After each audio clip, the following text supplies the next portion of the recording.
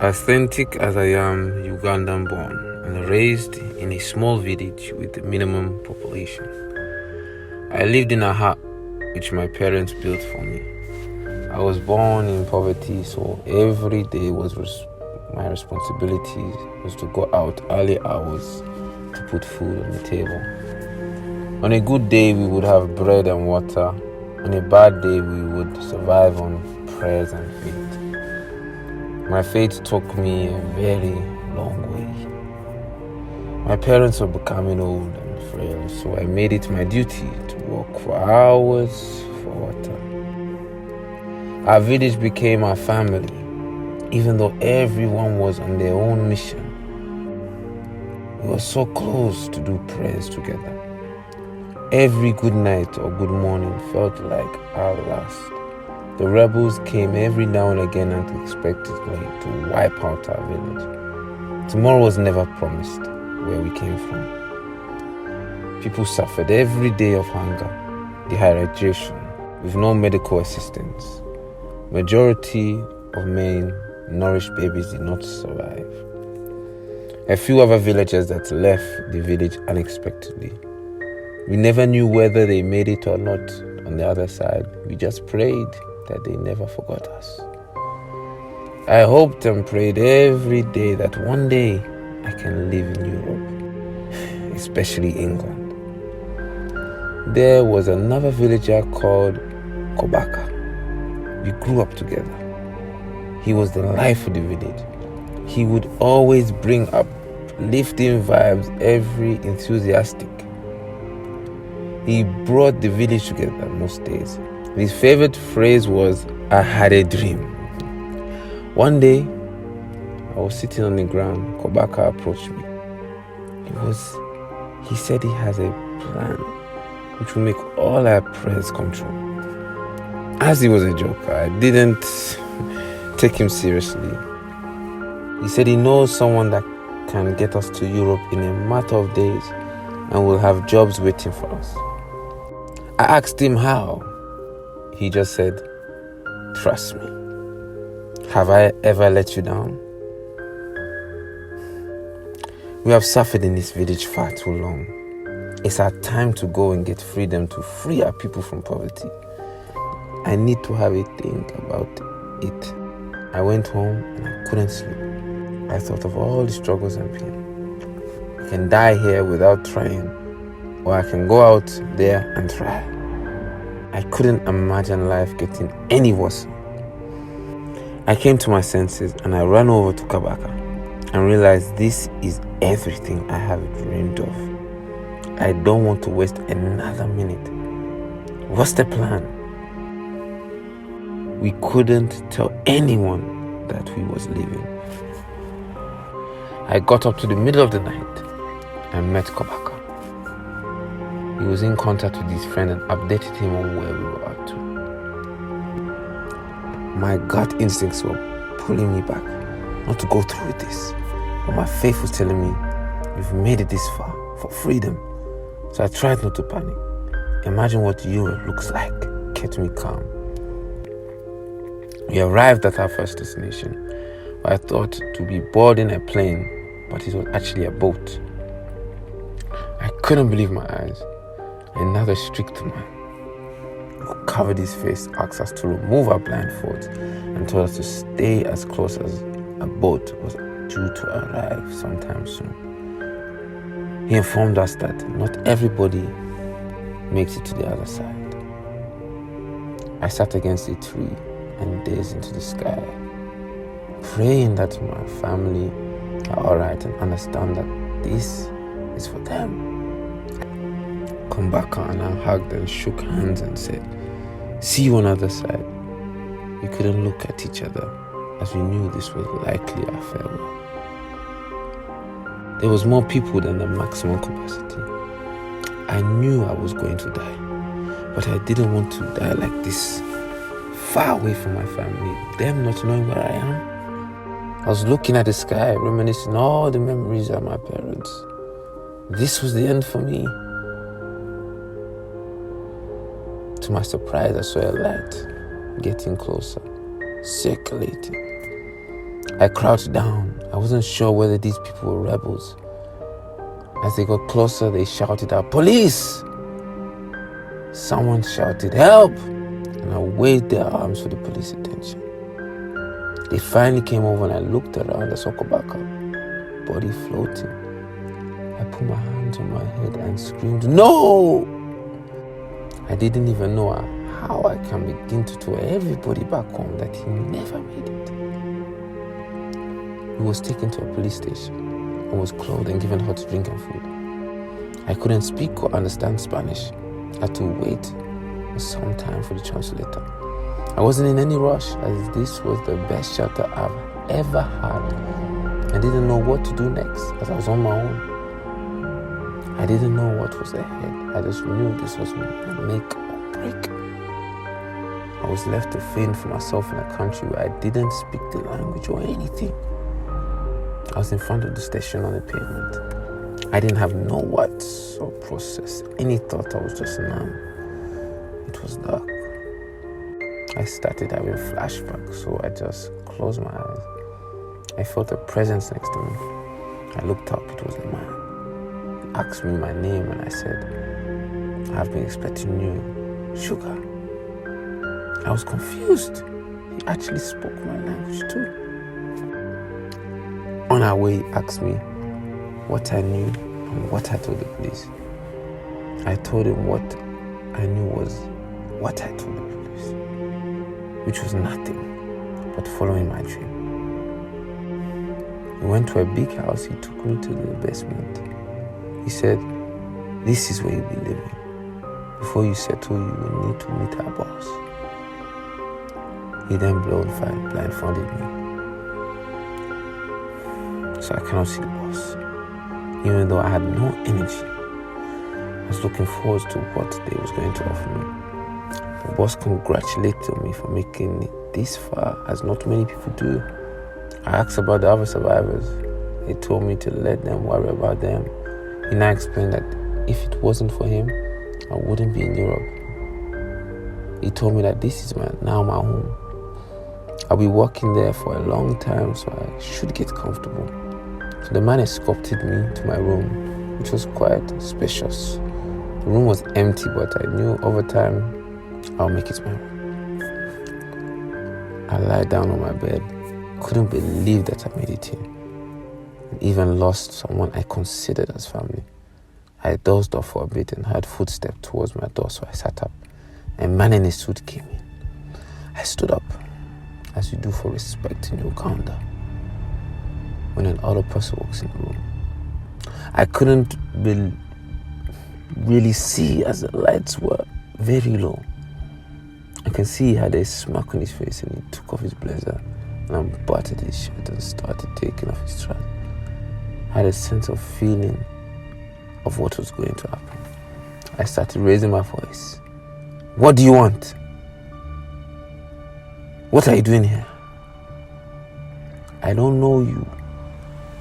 When the man that picked me up came down and ordered me to be on my best behavior, he said, "This was a transaction you accepted to become a male prostitute.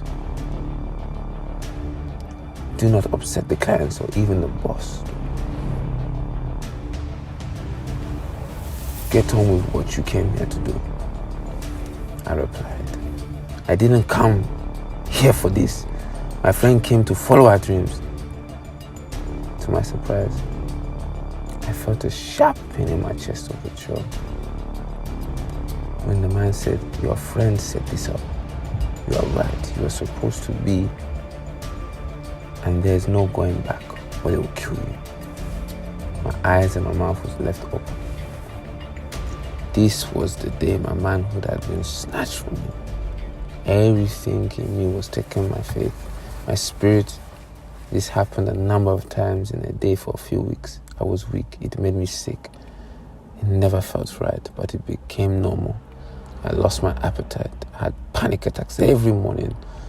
I wanted to sleep in peace and never wake up again. I was then given someone else's identity with my picture on the passport to give me access into UK. I was instructed as soon as I board the plane to rip this passport into small pieces until it is untransferable, which I had done so. I got to the immigration and they asked me for my passport. I told them I didn't have one. They asked me a series of questions, but I didn't care at this point. I just felt damaged, abused, pain, and empty. They escorted me to an immigration holding center, and from there they transferred me to Brook House Detention Center. I saw a lot of people there. My first thought was that everybody was miserable. My first 2 nights were hard. After 2 years, I did get used to the detention center. Even though I would never call it my home, at night all the detainees became restless. They proved this by becoming quite aggressive by banging their doors all night. People were high off drugs. This was their coping mechanisms. It was difficult for me to sleep through it. Over time, I started to ask myself, why am I locked up? What did I do to deserve this? The language barrier was bad enough. I felt alienated in this world, like I wasn't worthy. Ending my life was becoming an option in my mind, but I would distract myself from that fact. I felt like I was drowning in a dark world. I lost myself in my recent ordeal, but the last part for me, which one was my voice was going. Even when I speak, I didn't feel hard. I couldn't contact the solicitors. I couldn't speak English and didn't have any friends or family outside the prison. I was standing on the landing watching other detainees. My body was weak. I couldn't breathe. My breathing became tight. Instant pain. It felt like an out-of-body experience was happening. I couldn't understand what was going on. I froze. I didn't know what to do with myself. I had flashbacks of all my life. My life played right in front of my eyes, from the village, right through the journey to England. The hardest part was processing the abuse. People came over to me to try and support me as my body was getting weaker. I was falling onto my knees. Everything around me started moving in slow motion. It was the longest couple of seconds of my life. I see Kobako on the landing talking with other detainees. I started shouting, "You are dead! You are dead!" As much as I wanted to release and take out all the pain on him, I was too weak to react. He ran off. Officers came over and tried to calm him down and told me to control my breathing. I tried my best to control my breathing, but I couldn't as my heart rate was high. I was carried to a holding room by the officers. I laid down. I froze. My cellmate came over and asked me, "What's wrong?" "I've never seen you like this." Tears came to my eyes. I replied, "I'm tired of fighting. I'm tired of trying to fight my battles. These battles are bigger than me. My faith is bringing me more trauma." I appreciate my cellmate. Even though the language barrier was a bit of an issue, he made an effort with me. My cellmate was released after being detained for 18 months. That knocked me back a bit, as he was wise words always kept me going. I trusted him. It felt like everyone I trusted left me. I was happy for him as he did regularly keep in contact with me. One morning, Home Office put a letter to my door asking me to meet them at the office. I was nervous, but I went up as quick as I can. They were waiting for me with the transfer. They asked me, why haven't I applied for bail? I explained I have no family or friends. I have no money to apply for solicitor. How can I live with nothing on the outside? They offered me temporary accommodation. They took me with transport and food allowance every week. As I was going to get my belongings, I met others that were going to the same direction. We all got home. We were all going to Birmingham. They took fingerprints as this was their procedure. I just started settling in the detention center after 2 long years, so I wasn't too keen on moving anytime soon. All I was thinking about was Kobako. So many questions running through my head. How and why? This plan was not as I imagined. The plan was not as he explained. He did not do this to me intentionally. How did we get here? I didn't see him again. Even though I nearly gave up on my faith, I knew I had to go to church and just pray on all these dramas. Someone took me to church. I went to church every day and prayed. I sat right at the back. I didn't want to be acknowledged or heard. I left before anyone had a chance to speak to me. Today I woke up feeling a bit different. A sense of relief and determination. I went to church with the intention to pray and seek salvation and ask God to protect my family. I went on my knees and cried while I was praying. One of the pastors came over to me and put his hand on my shoulder and said, "Everything will be okay. I'm sure you recognize me from every service." Sat at the back alone. I looked at the pastor and said, "Today I feel better than I ever felt." I sat in church for longer today and rejoiced. I greeted everyone I came in contact with. Today was a very special for me. I made the decision to give my life back to God. I didn't want to carry the hurt and pain. I drowned too deep into my suffering. It outweighed me. Today, I decided to handle all my problems to God. I prayed for everyone that had lost their lives in the process of finding freedom. I called my cellmate and said, "Now I'm at peace. I'm not suffering. I can no longer feel the pain. I'm in God's home, where I should be in a long time." This is the freedom I was looking for a very long time. I didn't realize it was staring at me all these years. I shared my story with people in hope that one day it can help raise awareness for immigrants. I knew one day my day would come where I would no longer be able to share my story. This day has finally come. I am 6 foot under the